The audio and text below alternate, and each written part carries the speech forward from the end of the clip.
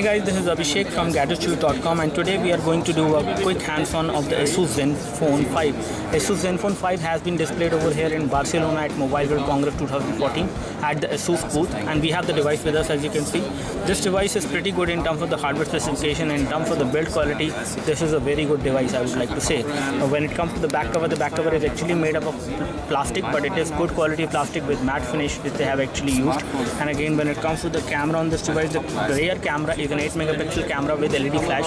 Whereas the front camera is 2 megapixel. The front camera is a fixed focus camera. The rear camera is autofocus. It can record high definition video at 1080p as well. When we talk about the front, we have the LED notification light for missed call and other alerts. You have the nice metallic earpiece on the top. On the front side, on the bottom, you have the capacitor buttons, the touch capacitor buttons which are there within the body. You have a nice metal area over here which actually make the device look pretty premium. And when it comes to the back side, if we take a look, we have the loudspeaker over here.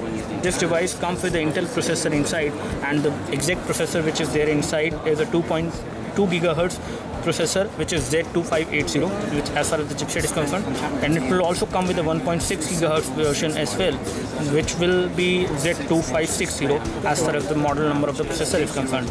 When we talk about the operating system, the operating system which will be running on this device is going to be Android 4.3, and which can be upgraded to KitKat, and it is running on the ASUS Zen UI.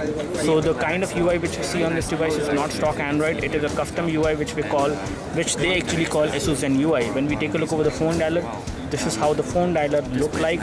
Again, you do not have the option of making a video call from the phone dialer. The messaging application is again not stock Android, but when it comes to typing on this device, typing should not be an issue because the display size of this device is around 5 inch. It is a 5-inch TFT LED backlit display.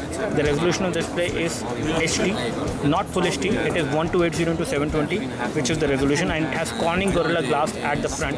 So the front is actually having the Corning Gorilla Glass protection. That means it is resistive to the fingerprints and scratches to an extent, but it can actually get those scratches if you do it deliberately.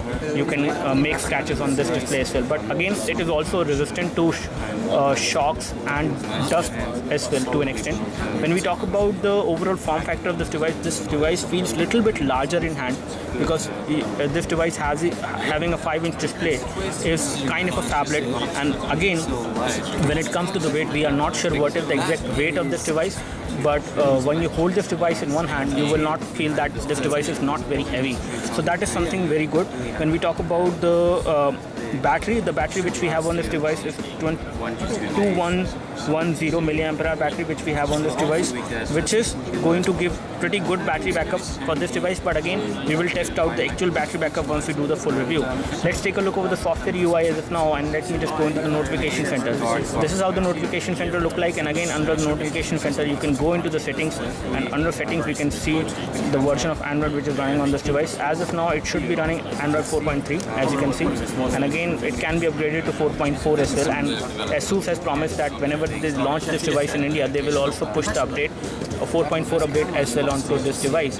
Now, when it comes to India availability for this device will come to Indian market by the end of March or beginning of April. You will see this device launching in Indian market. As far as the other options are concerned, you do have storage option over here. Let me just show you the storage option. So this device has an inbuilt storage of 8 GB or 16 GB. As of now, we have the 8 GB model, and out of which 8 GB we get around 5.09 GB available, and as of now 3.40 is available to the user. So this is the current storage scenario. As far as the RAM is concerned, we have 1 GB of RAM on this device, which is a low power DDR2 RAM, and again, we do not have DDR3 RAM on this device. You can also move applications from the phone memory to the SD card as well. That is one good feature of this phone which is also there. Now let's take a look over the RAM. On the RAM scenario, we can see that out of around 1 GB of RAM, we have around 736 MB of RAM which is used, and 229 MB of RAM is free, so which is fairly good. When we talk about the display does have automatic brightness on this device, unlike the Zen ZenFone 4, the ASUS ZenFone 4, which does not have automatic brightness. This one has it. When we talk about the wallpapers are supported, static and live wallpapers are supported. When we take a look over the other settings of the device, when we take a look over the more settings, you do have support for tethering and Wi-Fi output.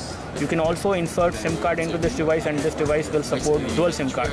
So this is a dual SIM device. It will support 2 SIM card, and you also have micro SD card supported. As far as storage is concerned, you will only be able to install applications on the phone memory, not on the SD card. Now, concluding our review, let's find out the overall camera quality. Let's see how is the overall camera quality on this device when we take a photo in this artificial light. And let me just put my iPhone over here to take a photo. This is how the camera UI look like. And again, this device has a pretty good camera UI. You have the toggle over here for the front camera. So let me just show you the view from the front camera. This is how the view will look like from the front camera. Pretty good. Again, you cannot do a high definition video chat from the front camera. The rear camera is okay, it does take some time. So the rear camera is like this, and let me just see. You do not have tap to focus on this device, which is definitely a bad thing. And okay, it does have autofocus, which it will do, but you do not have tap to focus on this device, or maybe it is disabled. I'm not too sure. So this is how the photo quality look like, and the photo quality looks good. In terms of details, it is looking good, and in terms of colors as well, it is pretty okay, not too good. If you compare it with the actual object over there, you can see that the colors are also nicely rendered, but again, not too great in terms of the overall color reproduction this device is doing. So again, the color reproduction is not that great, but the clarity is good when it comes to the rear camera. Now, we would like to say that this device is a pretty decent device as far as hardware specification is concerned. Let's see when this device actually comes to India and at what price it comes to India. We will keep you posted once we get this device in India. You can like this video if this video helped you by clicking the like button below. You can subscribe to our YouTube video channel for more videos like this by clicking the subscribe button below. Thanks for watching this video. This is Abhishek signing off. Thank you.